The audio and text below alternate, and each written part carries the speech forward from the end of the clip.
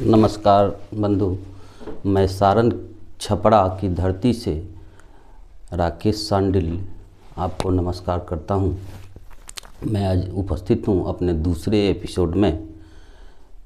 जैसा कि मैंने कल वादा किया था कि कल का मेरा एपिसोड होगा ग्रेचुटी पर, लेकिन उससे पहले दो शब्द मैं आपसे बात करना चाहता हूं। बात मेरी ये है कि मेरे कल के एपिसोड को देखने के बाद बहुत से मेरे बंधु जो अलग अलग हैं, ये मन में सोचते होंगे कि पता नहीं हम भोजपुरी में थोड़ा सा बात बोलना चाहते हैं। लोग यही सोचते होंगे कि पता नहीं आदमी नियोजित है मर्दवा कि विशिष्ट है कि बीपीएससी वाला है, कुछ समझ में नहीं आ रहा है, इसलिए कि सबके बारे में बोल रहा है, खिचड़ी बोल रहा है। तो बंधु, मैं आपको जानकारी दे देना चाहता हूँ कि मैं ना तो नियोजित हूँ, ना ही विशिष्ट हूँ और ना ही बीपीएससी हूँ। मैं एक अकाउंट्स का टीचर हूँ। आप भी टीचर हैं, हम भी टीचर हैं। अंतर सिर्फ इतना ही है कि आप लोग के पास छोटे छोटे बच्चों का सामना आप लोग करते हैं और मेरे सामने समस्या ये होती है कि मेरे जितने स्टूडेंट आते हैं सब लोग बड़े बड़े मोछ और पोंछ वाले होते हैं। ठीक है, इसलिए कि मेरे पास बच्चे 10th से लेकर के 11th से लेकर के 10th नहीं 11th से लेकर के और ग्रेजुएशन 3rd पार्ट तक के स्टूडेंट कॉमर्स के आते हैं। मैं तो अपने काम में लीन था। एक दिन मेरे पड़ोसी हैं श्री अनिल पांडे जी, उन्होंने पता नहीं कैसे, अभी नहीं बताएंगे कि उनको संपर्क कैसे हुआ, संजय जी से कैमूर का, और मेरे से संजय जी संपर्क किए। 2 दिन 3 दिन बात किए, तब हमको लगा कि संजय जी बहुत ही कर्मठ और ईमानदार आदमी हैं और कहीं ना कहीं इस शिक्षक बहाली और विशिष्ट के खेल से वो पीड़ित हैं। मैंने उनको 2-3 दिन वाच किया कि आखिर ये आदमी है क्या। मैं न आपके साथी हूँ, न विशिष्ट हूँ, न नियोजित हूँ, न बीपीएससी से हूँ। तो ये बताइए, मैंने ये सोचना मेरी मजबूरी भी थी कि आदमी कैमूर का है, कैसा नहीं है, आखिर इसका ये टेंशन क्या है। लेकिन मैंने 2-3 दिन बाद के बाद लगा कि नहीं, वास्तव में ये आदमी हार्ट से चाहता है कि हम शिक्षकों के साथ अन्याय जो हो रहा है वो नहीं हो। लेकिन वो बेचारे अकेले थे। अकेला, सुने होइएगा, अकेला चना भार नहीं फोड़ता है। पता नहीं कहीं ना कहीं मेरे मन मस्तिष्क पर उनकी बातें आकर के सवार हो गई और मैं जग उठा। आप लोगों के सम्मान की लड़ाई में कूद पड़ा। अब आप सोचिएगा कि मैंने गलती किया या सही किया, ये आप सोचते रहिएगा। मेरा आपसे एक निवेदन है कि मेरा इसमें न कोई इंटेंशन है, न मैं नेता हूँ, न नेता बनना चाहता हूँ। क्योंकि हम तो भैया 6 बजे से ले कर के और शाम तक बच्चों से घिरा रहता था। 1-2 घंटा दिन में समय मिलता था, तो मैंने हाँ तो बोल दिया संजय जी को। वो बेचारे अपने ग्रुप में जोड़ दिए और लगे हमारा प्रचार करने। तब लगा कि अरे भाई, ये तो ऐसा बेचारा प्रचार किया, अगर नहीं हम कूदते हैं तो भी हमको समस्या ये खड़ा हो जाएगा संजय जी के साथ। उनके प्रतिष्ठा को बचाने के लिए कभी ज़िंदगी में वीडियो हम नहीं बनाए थे, लेकिन आना पड़ा आपके सम्मुख। और मेरा ये पेशा नहीं है, सिर्फ इसलिए आए हैं कि आप जग सके, अपने जग सके, आप अपना अधिकार खुद जग करके ले लें। बस इतना ही मेरा शुभकामना है। और मैं इस बिंदु पर आने से पहले एक चर्चा और कर देना चाहता हूँ, जो हो सकता है कि आपके जो भी लड़ाई लड़ा हो, आपके संगठन के व्यक्ति को भी ये दिमाग में नहीं हो। आपका कोई भी वित्तीय मैटर होता है, उसको सीधे आप लोग हाई कोर्ट में लेकर के चले जाते हैं। थोड़ा सा एक मेरा सुझाव है, एक हमने अकाउंट्स पढ़ा है, अकाउंट पढ़ा रहे हैं, लगभग हमको 28-30 वर्ष का एक्सपीरियंस है। हम अपना सुझाव दे रहे हैं, हो सकता है कि आपके नज़र से गलत भी हो, लेकिन मेरा सुझाव सुन लीजिए। आपके साथ सरकार जो भी पॉलिसी लाती है, जो भी प्रॉब्लम है, तो ये पहले बताइए कि आपके पेट में प्रॉब्लम होगा, आप कान के डॉक्टर के पास सीधे चले जाइएगा तो क्या करेगा। थोड़ा सा मेरा सुझाव ये है कि आपको इस टाइप की कोई भी असुविधा होती है तो एक अच्छे फाइनेंशियल से संबंध रखने वाले, जिसको कहते हैं फाइनेंस एडवाइज़र, उससे संपर्क करके पहले उसको सब चीज़ दिखा लीजिएगा, और वो मैटर क्रिएट करेगा कि कहाँ वार करना है, और तब वकील वार करेगा तो आप किसी भी केस को लॉस नहीं कर सकते हैं, कभी हार नहीं सकते हैं, यहाँ से लेकर के सुप्रीम कोर्ट तक। हो सकता है, पूरी जानकारी हमको नहीं है, लेकिन कहीं ना कहीं सुप्रीम कोर्ट में आप लोग इसी गलती का खामियाजा भुगतना पड़ा आपको। चलिए अब आते हैं विषय वस्तु पर। तो ये हम आपको बच्चा जान के नहीं पढ़ा रहे हैं, हम आपको इसलिए ये चर्चा कर देना चाहते हैं संजय जी के आग्रह पर। और अकॉर्डिंग टू ग्रेच्युटी एक्ट 1972, अब पूछिए कि मर्दवा वकीलों है का, बंधु वकील नहीं हैं। चूँकि कॉमर्स के स्टूडेंट जो होते हैं लगभग व्यवसाय और सर्विस से संबंधित 4-5 पेपर और टैक्स को मिला करके 4-5 पेपर लॉ के भी पढ़ लेते हैं, इसलिए जानकारी रहता है। तो इसलिए इस ग्रेच्युटी की चर्चा कर रहे हैं कि वास्तव में जब आप रिटायर होते हैं तब का चीज़ है। भविष्य में जब आप रिटायर कीजिएगा, नियोजित हो, नियमित हो, या फिर विशिष्ट हो, या बीपीएससी से हैं, या प्राइवेट हो, सरकारी हो, किसी भी विभाग के हों, जो हमारे वीडियो को देखेंगे उनको ये लाभ होगा कि आखिर रिटायरमेंट के समय एक ग्रेच्युटी मिलता है, वो कैसे मिलता है, कितना मिलता है, जो नियोजित है उसको कितना मिलेगा, जो विशिष्ट चले गए वो अपना कितना लॉस सह करके विशिष्ट में गए हैं, बीपीएससी वाले को कितना मिलेगा। समय आएगा तो बता देंगे आपको। अभी जो 8th पे कमीशन लागू हुआ है उसमें आपके सैलरी को अनुमान के अनुसार, जैसे खबर मिल रहा है, 2.8 से गुना करना है।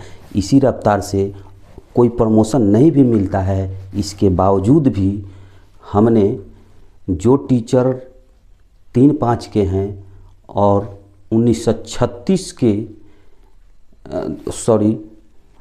2036 के जनवरी के बाद में रिटायर करते हैं, 1 जनवरी के बाद रिटायर करते हैं, चाहे जब भी, उनकी सैलरी उस दिन कितनी बनेगी वहाँ तक का गणना मैंने कर करके और पुटअप कर दिया है, और उसके आधार पर हम आपको बताएंगे।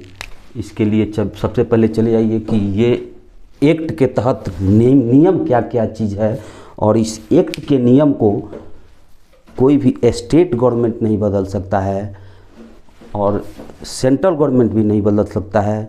इसके लिए इसके संवैधानिक संशोधन की ज़रूरत पड़ती है, क्योंकि ये एक्ट है, कानून है, मौखिक कोई नहीं बदल सकता है।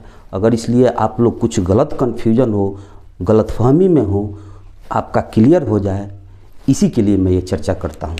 तो देखिए, सबसे पहले ग्रेच्युटी जो है वो इंग्लिश वर्ड है। इसको आप ऐसे भी ग्रेच्युटी लिख सकते हैं, इसको भी लिख सकते हैं। इसका हिंदी होता है, पहला तो है उपहार, उपदान, अनुतोषक, ये इसका हिंदी हो गया।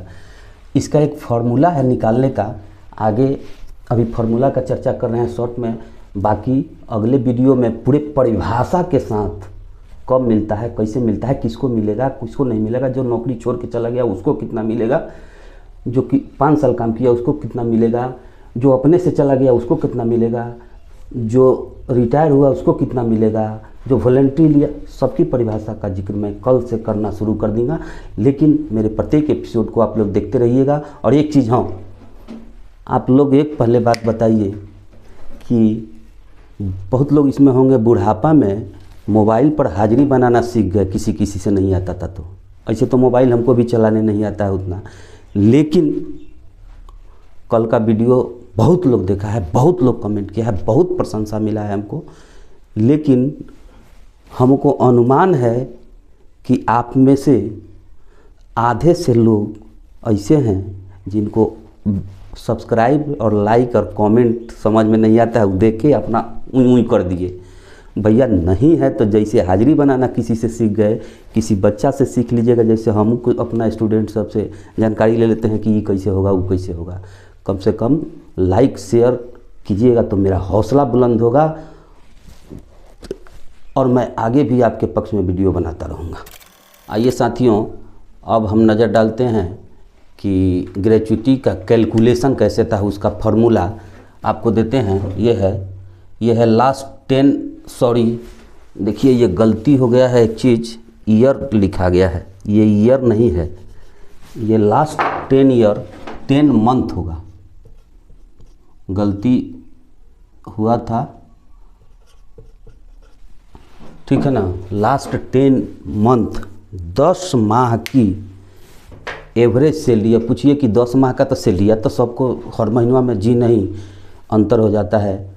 जिनका जुलाई में इंक्रीमेंट बनता होगा उनके सैलरी में जनवरी और जुलाई में 10 महीना में देखिएगा तो अंतर हो जाएगा, कुछ डीए मिलता है, इसके चलते डिफरेंस होता है। 10 महीना का सैलरी होगा, इसके बाद गुने 15 गुने नंबर्स ऑफ सर्विस ईयर, आपने कितना दिन तक सर्विस किया बटा 26। कैलकुलेशन जिन जिन बंधुओं का हो, कन्फ्यूजन हो, वो अपने से भी कर सकते हैं, किसी से कराने की ज़रूरत नहीं पड़ेगी। अब इस पर नज़र डालते हैं, इसको एक्सप्लेन कर देते हैं। पॉइंट 1 एल, देखिए ये यहाँ भी गलती है, मंथ,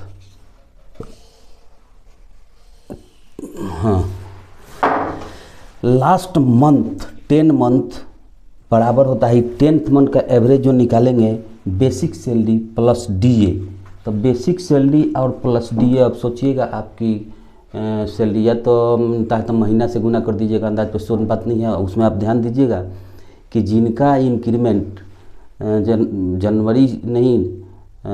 जनवरी में मिले या जुलाई में मिले, और रिटायरमेंट के समय पीछे बैक में वो कब जा रहा है उनका, जुलाई में कि जनवरी तक, तो डीए वगैरह बढ़ते घटते रहता है, इंक्रीमेंट बढ़ते घटते रहता है, तो थोड़ा सा डिफरेंस आ जाता है। इसलिए 10 महीना का जोड़ करके तब उसको 10 से भाग दे दीजिएगा तो आपको आ जाएगा एएस, मतलब औसत वेतन।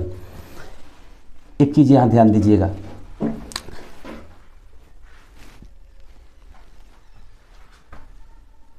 मंथ में 4 माह तक रहेगा तो 0 हो जाएगा, और 4 माह से ऊपर यानी 5 से ऊपर रहेगा 11 तक तो उसको 1 वर्ष फुल मान करके और पिछले में सटा देंगे। दूसरा पॉइंट है 26 गुने ये AWD जो है ना, एवरेज वर्किंग डे है, यानी ये अनुमान लगाया जाता है कि महीना में 26 दिन ही लगातार काम चलता है, इसीलिए इसका कैलकुलेशन महीना में 26 दिन ही मान करके, जैसे मोबाइल कंपनी वाला महीना 28 दिन का करता है। आगे चलिए, ये एवरेज वर्किंग डे है।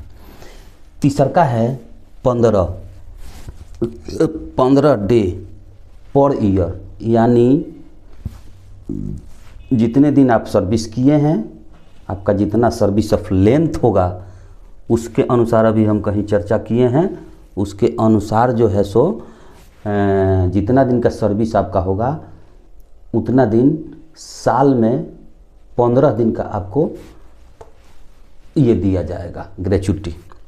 नियोक्ता को, कंपनी हो, सरकार हो, जो हो, उसको देना पड़ेगा। ये आपका हो गया।